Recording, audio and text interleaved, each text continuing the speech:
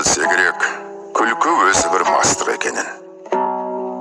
Әрбір мас кісіден ғафил көп өтетұғынын да, әрбір мастың сөйлеген кезінде бас ауыртатұғынын. Бұлай болғанда, күлкіге салынған кісі не шаруадан, не ақылдан, не бір ұят келерлік істен құр ғафил көп өткізіп отырса керек.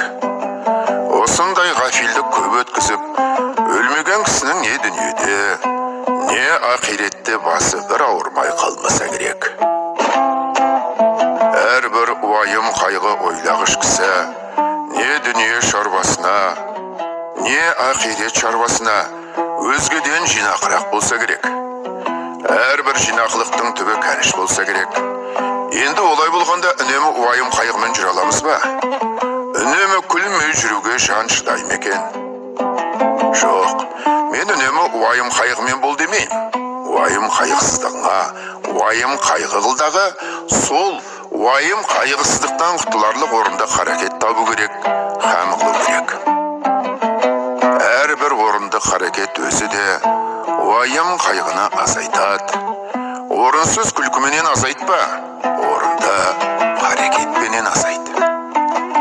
Шығар есігін таба алмай, уайым қайғының ішіне кіріп алып қамалып қалмақ, ол өзі де бір антұрғандық.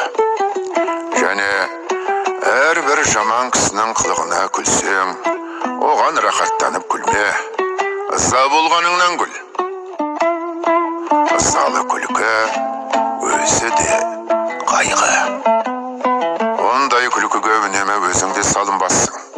Әрбір жақсы адамның жақсылық тапқанына рахаттанып күлсең, оның жақсылықты жақсылығынан тапқандығынан ғибрат көріп күл.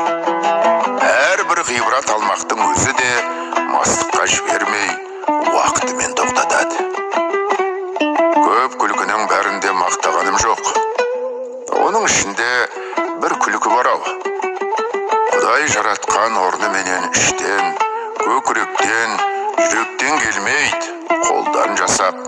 Сыртыменен бет аузын түсеп, бай-бай күлкінің әнін сәндеп, әдемшілік үшін күлетін бояма күлкі. Адам баласы жылап туады, кейіп өледі. Екі ортада бұл дүниенің рахатының қайда екенін білмей, бірін-бірі аңдап, біріне-бірі мақтанып, есіл өмірді ескерусіз, босқа, жарамсыз қылықпен қор етіп өткізетті, таусылған күнде, бір күндік өмірді бар малына сатып алуға таба алмайды.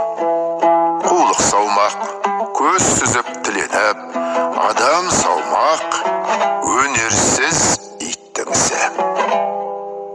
Әуелі Құдайға сиынып, екінші өз қайратыңа сүйеніп, еңбегіңді сау, еңбек қылсаң, қара жерде береді, құр тастамайды.